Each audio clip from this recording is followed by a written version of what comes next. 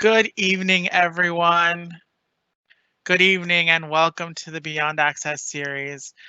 Thank you all for joining. Tonight we have a group of folks who are from different teams across the Division of Specialized Instruction and Student Support with us to talk to you all about tips and tools to get ready to go back to school by moving forward as healthy families. As always, we have captions for those of you who need this, and translations are available in subtitles. Si usted necesita acceder traducciones, puede hacerlo a través de los subtítulos por haciendo clic el botón CC en su pantalla y escogiendo el idioma español. As every night, we'll be answering and taking questions using the Q&A function, and please feel free to submit any questions you want. However, we will only be answering questions tonight that are on the topics around what we're presenting on today. So wearing masks, healthy habits, how to talk to your kids about these kinds of things. If you want to ask any other questions, please feel free to do so, but leave your email address or phone number or a way for us to contact you after the event. We have, like I said, a large group of folks joining us today, and kicking us off with the presentation is Jerry. So Jerry, I'm going to pop you up onto the screen for a moment so you can say hello and wave to the people. So thank you, Jerry, for joining us. Hello, good evening, everyone. Thank you for joining us on our presentation, Moving Forward as Healthy Families. It is a pleasure to bring this information to you. We are here to support all our communities. So let's get started, and thank you for joining us tonight. Our presentation, Moving Forward as Healthy Families. We'll go to the next slide here.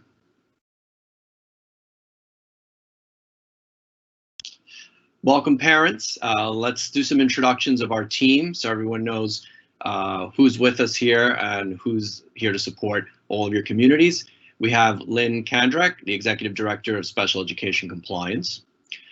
Yael Ben-Moshe, Senior School Improvement Specialist. Maxine Checchi, Director of Special Projects and Strategic Initiatives, Committees on Special Education. Taylor Fisher, a Special Education Teacher from District 75. Esther Guetman, Deputy Executive Director, Committees on Special Education. Christine Luciano, Senior School Improvement Specialist. Jerry Perez, myself here, Citywide Speech Supervisor for District 75. And Charles Rubino, Senior School Improvement Specialist. Go to our next slide.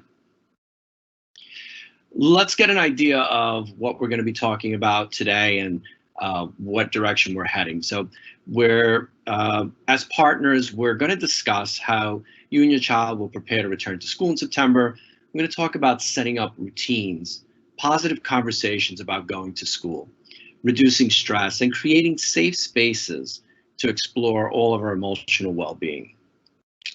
Based on the Chancellor's framework, our topics for tonight are going to include tips for positive routines that get you ready to learn and reconnect, understanding our feelings and safe spaces to share and cope, preparing your mind and reducing stress, wearing face masks to keep us healthy, and fostering safe social interactions. Next slide.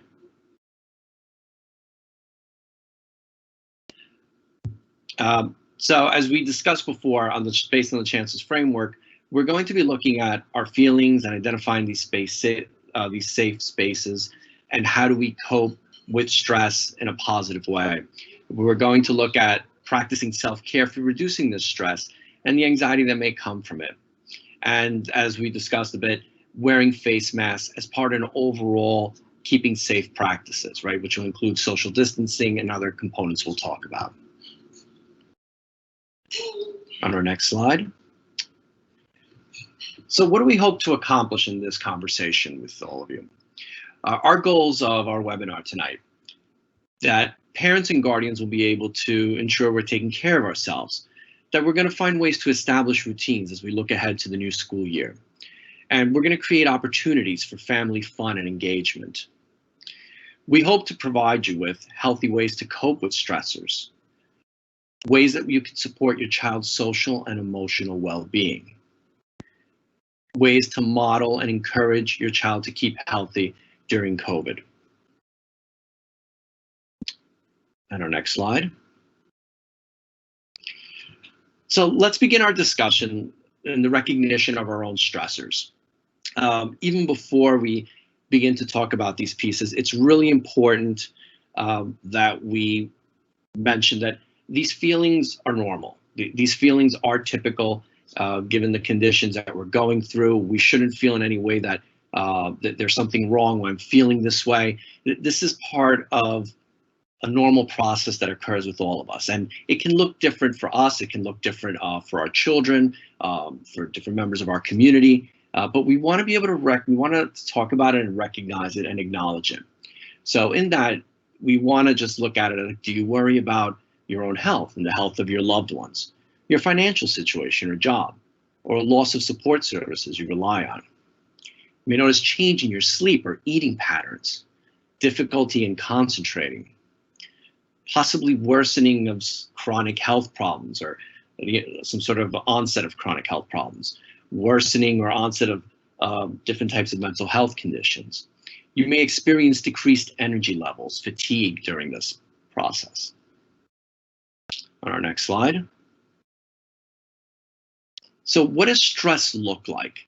What are some of the physical aspects of it and some of the sensations that I'll feel, that we will feel? And once again, I want to reiterate that this is a normal process to feel this. I think oftentimes we hear stress and we kind of think, is it just me? Is no one else experiencing this? I think we all experience it in different ways, and we just want to point out some of the possible ways you're experiencing it physically so you can become aware and recognize it. So pounding or racing heart and shortness of breath is one of them. Headaches, fatigue, you may suffer from some insomnia. Feeling tense or a bit jumpy. Restlessness or irritability. On our next slide. So when we've recognized these things and we're aware that this is occurring, we want to look towards the positive. We want to find healthy coping strategies. Some of the more common approaches for reducing stress include some of our self-management strategies, allowing for specific periods of time for worrying. And this is almost kind of saying it's okay, it's normal that I feel about this and I'm worrying about something, and I want to make sure that I can think about it and not think that something is wrong with me. This is part of a normal process. Identifying the causes of stress. What is it that's causing the stress, whether it's something in the environment, whether it's something I'm thinking. So you want to be as aware as you can towards the causes of the stress. Finding ways to avoid or minimize stressful situations. This can also include things in your environment, things that are negative, perhaps even in the news, things like that may create more situations of stress. So these are some of the self-management strategies. And in here we have stress and relaxation techniques. So breathing exercises, something as simple as breathing in, holding that breath, and just breathing out, 2-3 seconds out, really helps with the physical aspect of reducing stress in the body. Focus attention to calm the mind and body. Awareness, mindfulness, tied into this are visualization exercises.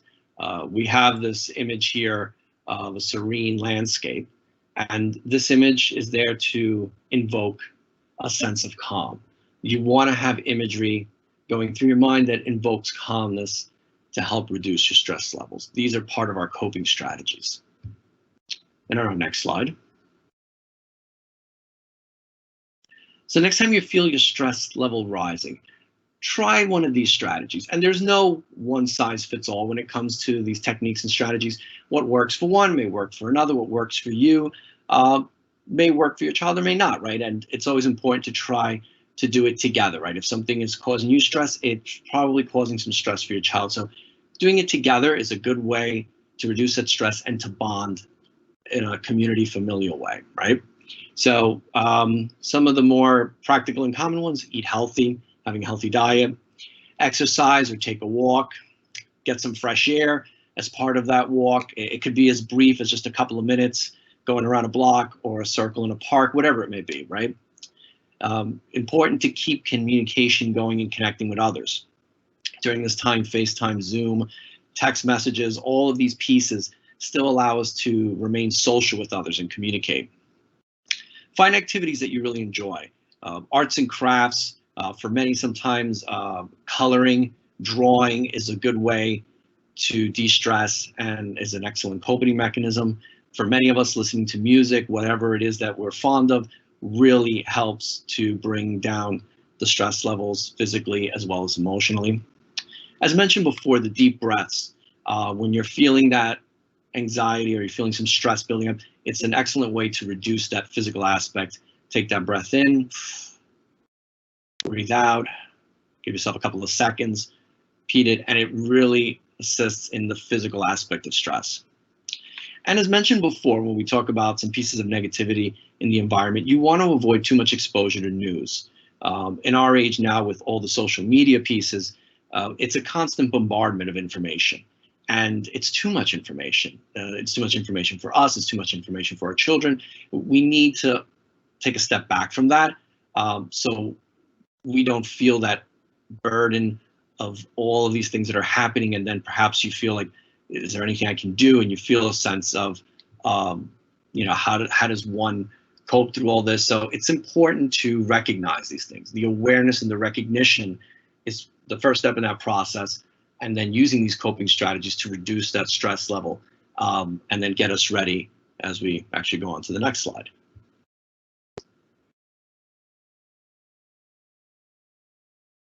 We're shifting right into that next slide. There we go. So helping to reduce your child's stressors. As mentioned before, we spoke about the stress that you may feel as a guardian, as a parent, but it's also important to recognize your child's stressors, and that oftentimes those stresses are connected. What I feel, my child feels. What my child feels, I feel. I myself as a parent can relate to that. I feel my child's stress. And if we can find some time to share these experiences together, we can then cope together. And some of these coping strategies, the first one is very important. Developing routines and share the purpose. We all need routines. We all need to have expectation. We all need to know what's going to happen day to day to feel safe. That routine establishes a sense of safety within us, right? So it's really important that you establish routines with your children. You want to be able to have whatever's going to occur in the morning, in the afternoon, in the evening, to be as consistent as possible. Having written schedules, having calendars, having picture schedules, whatever it may be, and sharing the purpose of that, right? Like, why do we have to have this schedule? Why do we do this? We do this because it helps to establish what we're doing day to day, and it lets us know what's coming next. So we don't have to worry about what's coming next, because I know what's coming next. We're planning for it, and we're planning together. And this ties into ensuring your child feels safe. Children feel safe knowing that there is a routine that has created a set of expectations and that we're doing this together.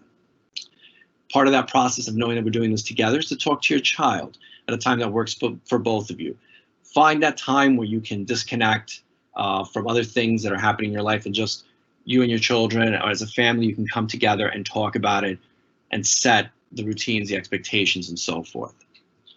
You want to develop healthy coping methods by modeling these for your children. So the routine, if your children have a routine, it's important for us as parents also to have a routine. It's important that we're able to model it, sort of establishing that we're in this together. This is not something just for you or for me, but it's for all of us as a community. And let us not in any way dismiss spending the quality time together, creating opportunities for family fun. And that's whatever it is you find that is fun in your family. Anything from board games to going on walks together, to watching your favorite movies. There's nothing that can be said about sitting down and watching something that makes all of you laugh together. So whatever it is that brings your family together, spend that time, recognize that how important that is, and how good that feels. It's really important to be able to acknowledge that this feels good and we need to do this, and we're going to make sure we make this part of our regular routine. And as we've spoken about, that's part of how we're going to look at managing our stressors as we went through it. And we're going to go on to our next slide. So continuing to help reduce your child's stressors, you want to monitor stress. Is it affecting your child's health, behaviors, thoughts, or feelings? Once again, it's really important that we find that time to come together and to recognize it, to be aware of it. And once again, I'll say it's normal. It's really important to tell your children this is something normal that you're feeling. This is not something like, what, is it only just me? We all feel this, and we feel it in different ways, and sometimes it'll show in different ways. That's why it's really important to listen carefully to your child and watch for overloading or changing behavior, right? Things that are out of their typical behaviors, and maybe they're a little overexcited or under excited, they're not as active, right? Like all these pieces, it could be part of how we're reacting to that stress, and it's okay. It's part of something that occurs in a normal process, and we're going to learn to cope together. So this is part of learning those models and the stress management skills. It's the recognition, the acknowledgement, taking time to establish the different techniques, going from routines to that it's going to be us together coping, and that it may look differently, but it's okay, it's normal. And as we move along, one of the big pieces here is supporting involvement in socialization, using appropriate social distancing and wearing masks.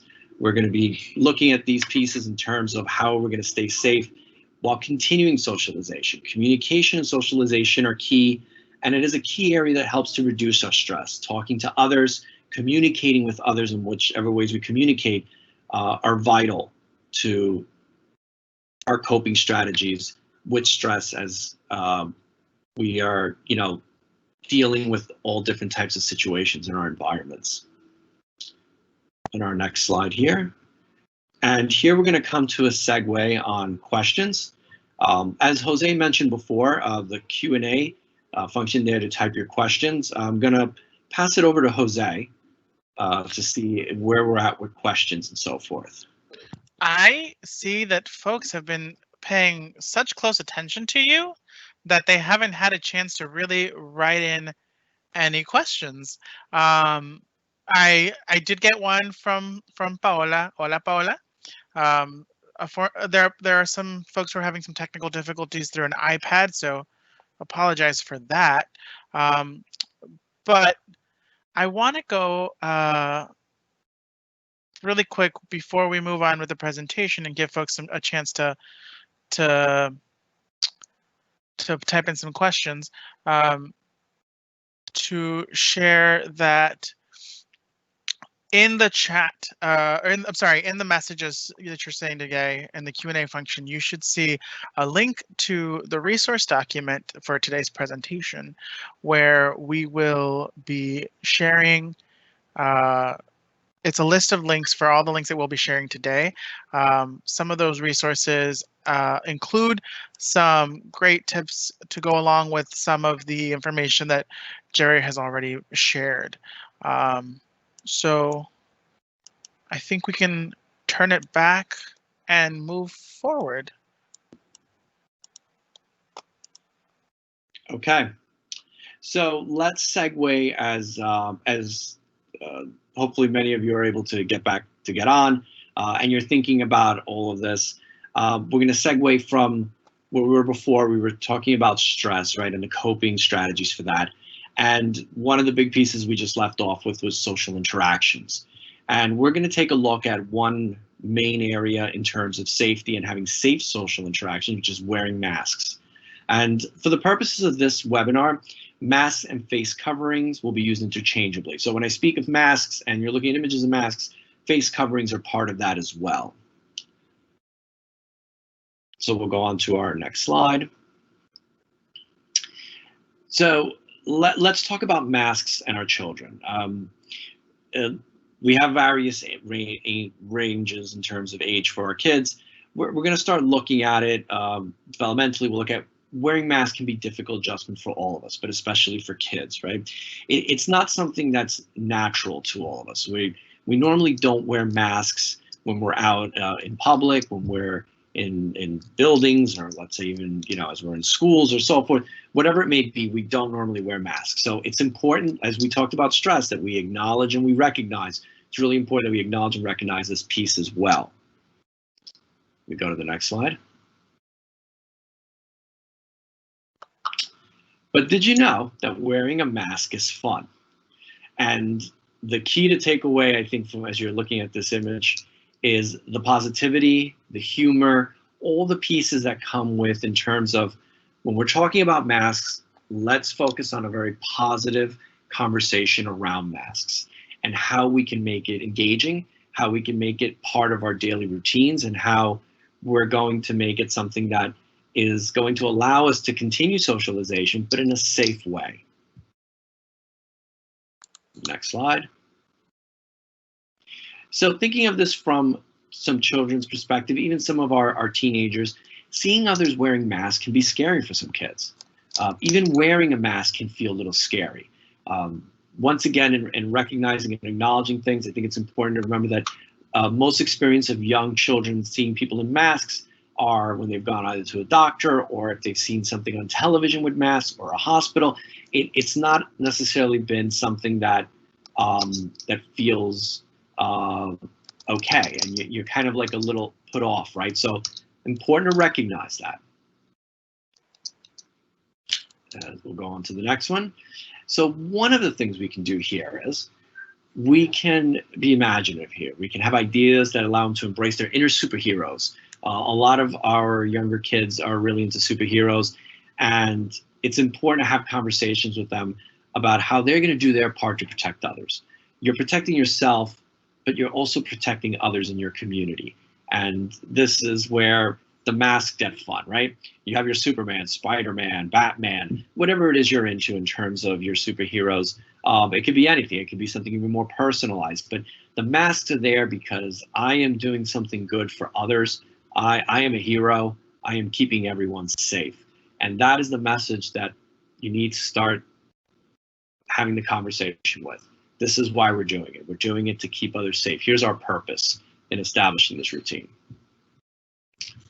And our next slide. And as we can see here, Superman by the telephone booth. Since superheroes wear masks, this is a chance for all children to play the part of a superhero when going to the doctor or going out for a walk or a bike ride, etc. And I think it's important to acknowledge, even as we're looking at the superheroes, that there are other types of heroes. Does your child want to be the doctor? Does the child want to be the nurse? Whatever it may be. We're wearing the mask and we're being the hero by protecting ourselves and protecting others. And our next slide. So we know that wearing a mask for our kids can be challenging.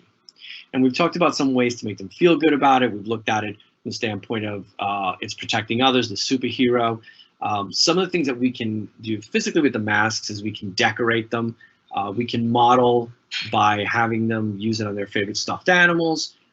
They can obviously make it part of their play. For our younger children, this is really important. You want to make the mask part of a play experience that's going to really help them connect with it and see that, you know what, this is not a scary experience, and this can be something that's part of a way that we're all doing things to make not only ourselves safe, but we can also interact with each other, which is what kids are really looking to do. They want to interact with each other. So using play is a great way, as you can see here with our bunny and our dolls as part of play. And decorations, obviously, as I mentioned, are key as well. You want to personalize the masks, things that you create and you take ownership for. You have more value for those things, and you want to make it special. You want to make it their mask. On our next slide. So as you know, we're talking about safety and communication and socializing. Model it is a big piece here. So you want to make it part of the routines familiar, that the wearing the mask, the social distancing, the 6 feet as recommended by the CDC, the no hugs and no handshaking. It's important that, because it comes naturally for some of us, and it comes naturally depending on our cultures, right? But it's important to recognize that we're still going to talk to each other. We're still going to communicate, whatever that looks like for each of our families and our communities. It's just that we're not going to get that close to each other for now, right? We're going to respect each other's personal space. And we'll talk more about the modeling piece, but really important here is that children of all ages, all the way up to our teenagers, they look at us as the adults and they see what we do and then they do. So it's really important that we model it for them, that they see us doing it as parents, as families, as guardians, and then they will look at that and they'll go, oh, you know what? And I see my parent, my guardian, so forth. I see members of my community, they're still interacting, they're still engaging, they're having fun, but they're doing it following these pieces: social distancing, they're wearing masks, they're not having, they're not hugging, or they're not shaking hands, but they're still engaging in a real positive way. I see that, which means if they're doing it, I can do it too. We'll go to our next slide.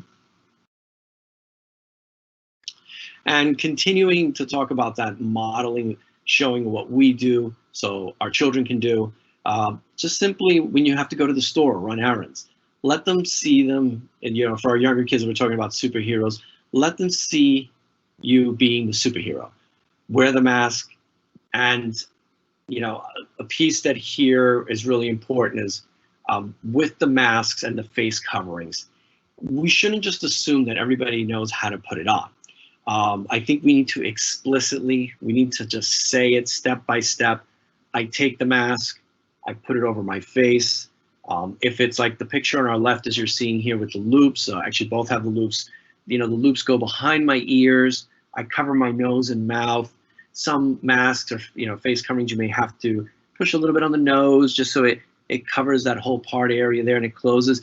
And just as explicit as I am now, just as I'm stating it step by step by step, it's really important that we talk about it as families, as a community, that we say each step, and don't feel like it's one of those things like, do I have to explain it that much? It's something new for all of us. So I think it's a good process for all of us to go through together and to experience together. And it goes back to what we were talking about, stress. When we do things together and our children see us being comfortable in that process, they will be comfortable in that process. And we will begin to establish it as part of our routines. Our next slide.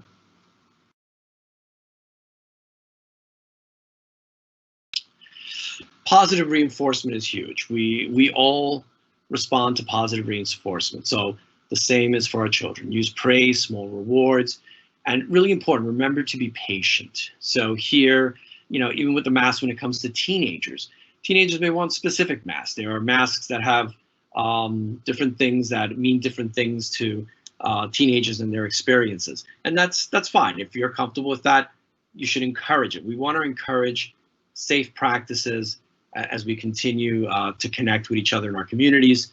So, keep in mind, students are always looking, your children are always looking to be independent and may not want to leave their mask on. So once again, it's important to remind them. And that's why when we were talking before a little bit about we model it, we do it, so our children do it. It's important to remind them how what you're doing is helping others as well as helping yourself. And it's giving us an opportunity to get back more and more to that socialization that we're all looking for, to connecting in communities, connecting as families. So it's really important that we all do our part. And the more you establish it as a routine, it will become a more natural process. You'll find yourself less and less thinking about it as something that doesn't feel off or doesn't feel right. As something like, this is something that I now know I need to do every day, but it's allowing me to engage others and it's allowing me to be safe, and just as important, I'm keeping others safe too. On our next slide. So here we have wearing a mask, a social narrative for children. This is a visual guide for individuals with autism about wearing masks to avoid spreading germs. It's translated into multiple languages. An animated version is also available. We're going to, I believe, Jose, play this this piece here. Yep, this is me. This is you. So I'm gonna hop on really quickly. And let's see.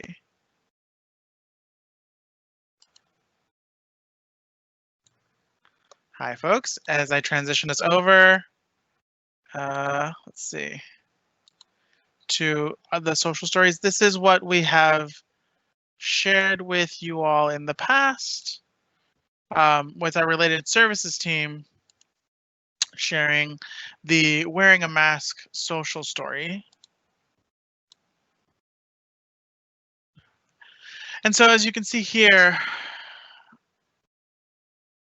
there is the social story and it's available in multiple languages. We want to make sure that folks have resources no matter what language they speak.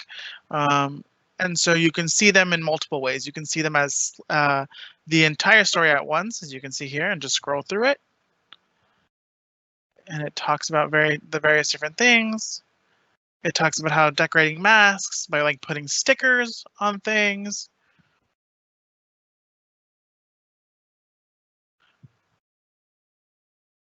And at the bottom, there's an animated version of this. If you want to be able to walk through with your child slide by slide so that you can hold better attention to them, you can go views as slides and you can just click the next arrow and go one at a time. So you can have time to walk through this and have conversations, use these as conversation starters, and have a little bit more control on the focus as you're going through it. All right. And so I'm going to return us to our presentation now. And I think I have some additional tools and tips to share with all of you today.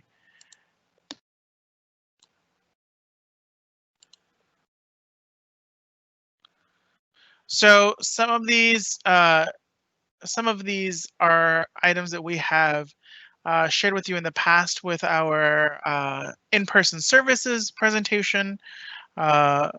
We are, give me one second.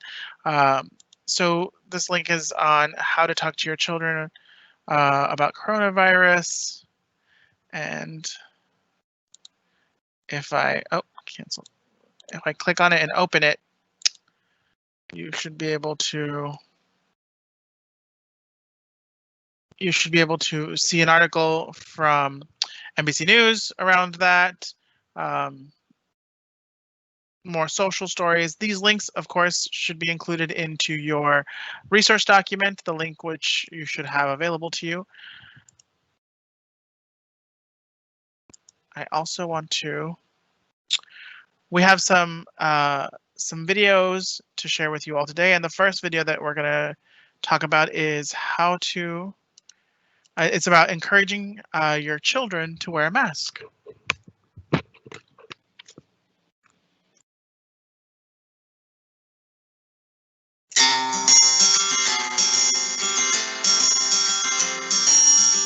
Many children will embrace the idea of wearing a face mask, while others will repeatedly take it off and put up a fight when you ask them to wear one.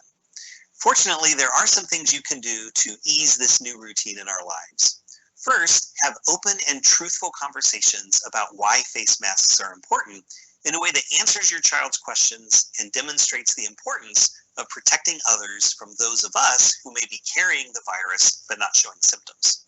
Of course, this should be done in an age-appropriate way that is meant to build understanding and empathy toward others rather than scare them about the possibility of a virus in their nose that is not causing symptoms. Next, help your child make a mask they will love. They're more likely to wear one if they are involved with the creation process. Use markers and crayons to draw funny faces on the outside of disposable masks, and let your child choose the design of fabric ones. Help them build a collection of masks that highlights their unique interests and personality. Of course, some kids will still resist. For these children, be sure to heap on the praise when they wear the mask correctly, and consider making a game out of the process. Sticker charts or award tokens can be a great motivator with fun prizes and activities connected to earned stickers and tokens. And of course, model the proper use of face masks yourself. We cannot expect our children to follow the guidelines if we are not following them. A final reminder, do not use face masks for children less than 2 years of age because they do represent a suffocation hazard in that age group. Instead, cover their infant carrier or stroller with a light blanket. Keep the blanket away from their face and maintain close supervision. Face masks are an important way to protect others from COVID-19. Wearing them is a new routine, one we can encourage our kids to practice by making the process meaningful and fun.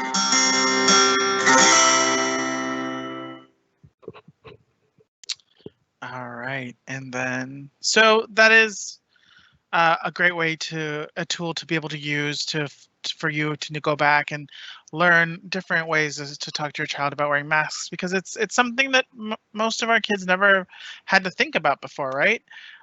So that link again, excuse me.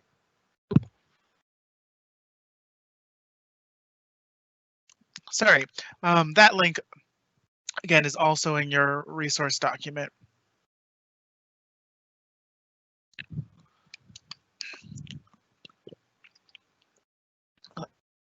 I also resources from our friends at Sesame Street. Sesame Street has released some social stories around the face coverings, do's and don'ts, and how to wear masks with some of our classic friends, and of course, our friend Abby Kadabi.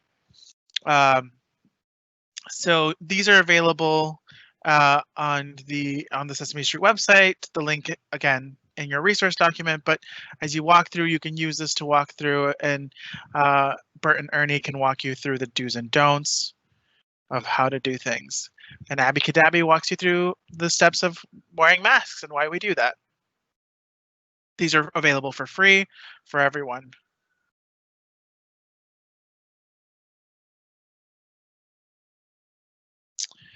One of the things that's kind of difficult for us to do sometimes is not only just having the conversation around washing our hands and masks, but it's really how do we put that into practice. And one of the great resources that our friends over at Sesame Street have pulled together is that Elmo has put together the Washy Wash song to help kids understand how 20 seconds of washing hands goes. And so we're going to play that video for you now.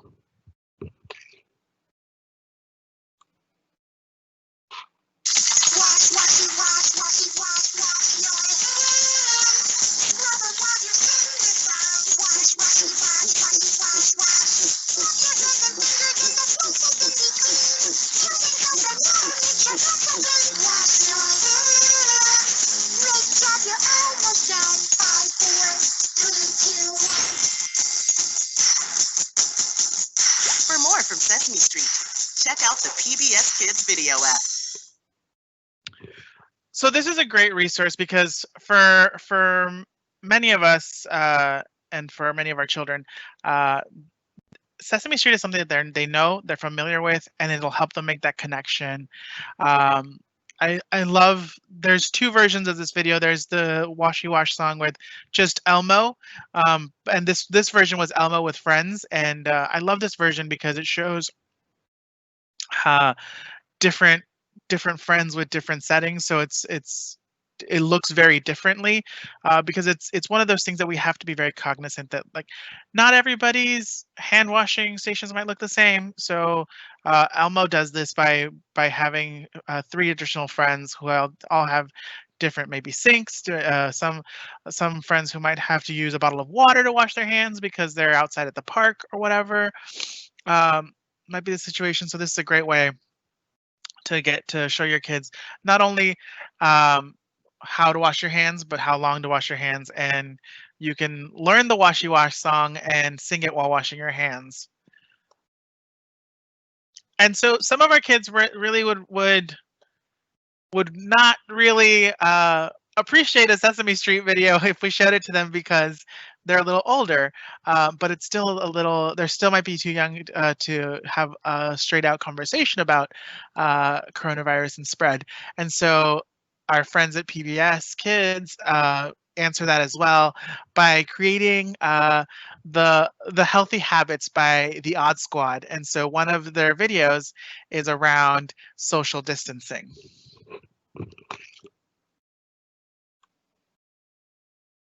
Odd Squad healthy habit number 339, social distancing. When you're sick or other people around you are sick, it's a good idea to keep your distance. So here are my top 3 tips on how to do that. First, instead of talking face-to-face, do it over the phone or video. Oscar, my old friend, great to hear your voice. And Mrs. Hydra Claus, great to see your face. Not really. Second, if you do meet in person, keep 2 giant steps between yourselves. To demonstrate, I doubled myself. And my third tip, no handshakes, hugs, or high fives. Instead, you can use the official top secret Odd Squad greeting, hi. Just because we have to keep our distance doesn't mean we can't be connected. Why don't you go ahead and sign off for us?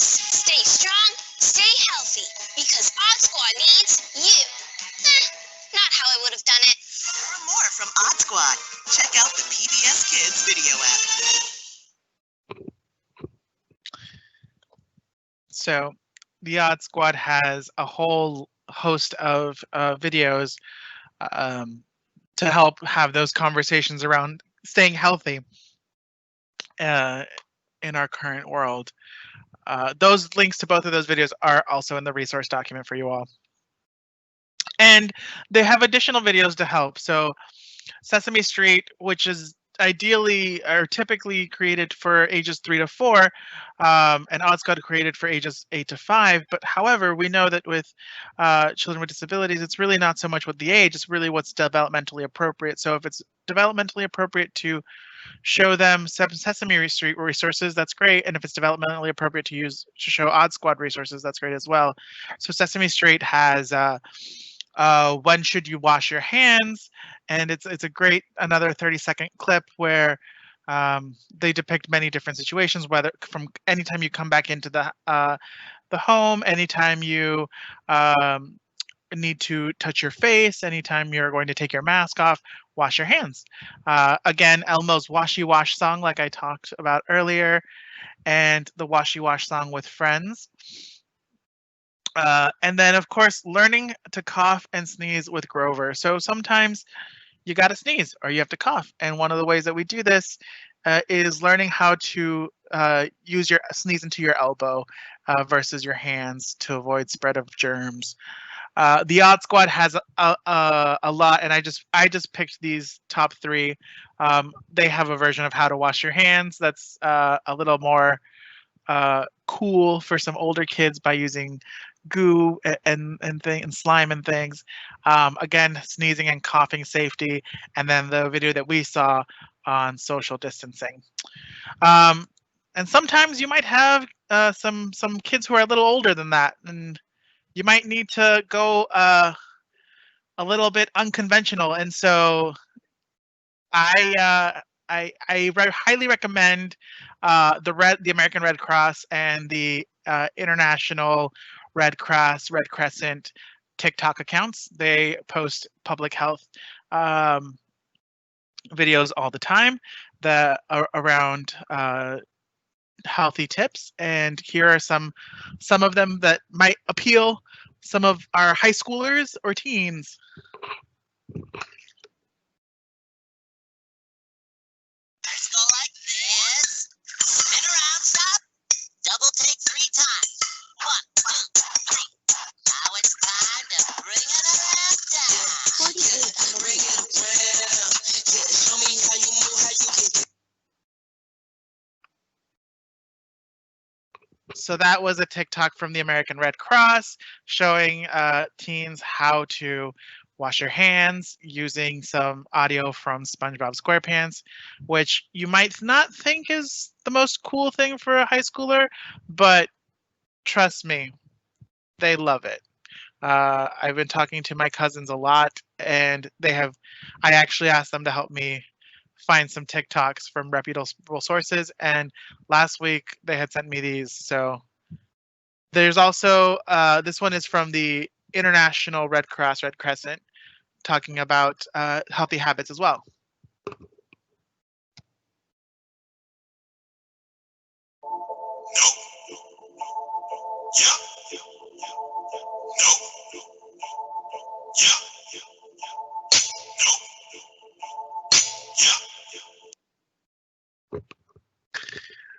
So these are ways to make the conversation into something lighthearted, but still be able to impart those really important messages to families. All right. And so we're getting to the point again where we go to questions and answers, and I think there's been some more action around questions and answers and submitting items. So I would like to get some of these questions that you have been submitting. Does anybody from the team tonight want to share one of the questions in the Q&A that's jumping out towards them?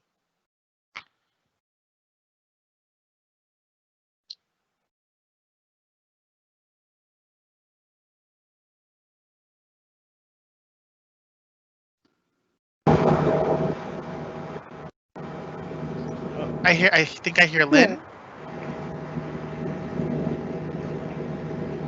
So this is Maxine. Oh, hi, Maxine. Hi. We had a number of very terrific questions. How do we balance the need for the child to finish their assignments with the social emotional health for them and for us? My children have ADHD, and so getting those assignments completed is incredibly stressful. So we had a couple of answers to that. One part would like to emphasize that having a routine that includes time for stress reducing activities can be balanced with the assignments they must complete. And we also want you to know and understand what their rhythm and pace is about. How long can your child really focus before needing a break? Is it minutes? Is it seconds? Is it 20 minutes, 10 minutes, 5 minutes? Set short goals and alternate between high interest work and the more difficult low interest work. Some suggest that you tackle the rough stuff first, such as in the morning when their minds are fresh and you can get them to focus, and then take a break or reinforce or have them pick a preferred task. And then set a next goal. What can we take care of next? What would you prefer to do? Give a choice. And even if you're giving a choice, they should also know that whatever they don't choose will also still have to get done. So knowing your child, knowing their concentration level, what they can and cannot attend to, will help them set realistic goals and help the family to pace itself in what they expect and support their child in accomplishing. Thank you. No, that's a really great question and a really great response, because I think one of the things that as we move into this coming school year, one of the things that we learned when we went to remote learning in March as a city is that this can be a very stressful time for folks, and really just want to echo that as we're coming up with schedules and routines, building in the time for stress and to address stress, and knowing that there's a lot of things that you can do to avoid that stress up front. I think I share this every video, and I wanna share it one more time with all of you, but we do have some resources that will help with the setting of schedules and everything else. So if you go to the DOE website under Learning and Learn at Home, you'll see the information on remote learning page. And oh, no, sorry, folks. You'll go back and you'll scroll down to activities and supports, and then you'll go to special education supports. And so here we have a number of resources. So creating a schedule, all those kinds of things. And the way you can see a little more in detail is the promoting positive behavior tool. So if you click on that, it's available in all 10 languages. You'll be able to look at some guidance for families around how to do some of these things to set up schedules and routines, like using first then boards or using visual activity schedules, and how to create visual activity schedules at home. They don't have to be fancy, folks. You don't need to have a printer. They just need to work for you and for your child, and that can happen in a number of ways. So I want to make sure to share those resources. I also see a number of questions around masks and health and safety of what's happening this coming year, and so I want to share that the school year 2021 tab and return to schools 2020. This is the section of the website where we're going to be posting, as the DOE is going to be posting information as it becomes available. So if you haven't done so already, you should bookmark this page. This page should be your new best friend, and you should be able to come to it, and as we release policies and release resources and release guidance for you all, it'll be here. And so one of the things that one of the places that I think is interesting is the health and safety section, and they go into detail on a number of different topics. So the threshold for opening schools, building preparations prior to school reopening, food services, building safety measures, testings, and personal health measures. I think if we go to personal health measures, we talk a little bit more about physical distancing. So all individuals in school buildings should remain at least 6 feet apart. We will work with schools to create conditions to make physical distancing possible. Questions around face coverings. Face coverings will be required inside school buildings. Exceptions will be developmentally and age appropriate. Consistent with guidance of health agencies and paired with increased personal protective equipment for staffs. NYC DOE is procuring and distributing appropriate PPE for students and staff to use when inside the school building. And that's super important because we don't want access to PPE to be a barrier for people's health. So the DOE is taking on and providing masks for children who will need them, and anyone who attends a blended learning environment, because whether having the money to create a mask or to decorate a mask should not be a barrier. And then if you get a disposable mask, then kids can take a couple crayons or a couple of stickers and add them to their masks as they wear it throughout the day, to feel proud about it and feel good about it. Of course, hand washing guidelines are here as well, and signage and floor markings. I think this has become an interesting new norm for all of us. I know that when I go out in the morning to grab a coffee I see that there are stickers on the floor for me to be able to stand in line safely away from somebody else. And so schools are going to have some similar signage and floor markings. So these are just new ways that we're going to be engaging in the world in this coming school year. And I want to just take a moment and thank everyone who was able to join. I want to thank Jerry. I want to thank Maxine, and then the folks who are helping behind the scenes: Charlie, Christine, Lynn, Taylor, Yael, Esther. Thank you so much for coming on. Thank you for joining, and making this night a success and sharing information of how to stay healthy with our families. To those of you who are tuning in and watching, thank you for joining us for another one of these sessions. If you're tuning in through afterwards on YouTube, the link to the resource document is in the description below. And I will look forward to, please register for our next session, which is coming up soon. If you haven't done so, as you register for the next session, there is an option on the registration to subscribe to our events on Eventbrite so that you get an email notification when the next event happens or when the registrations go live for the next event. But we look forward to seeing you then. And until then, stay safe.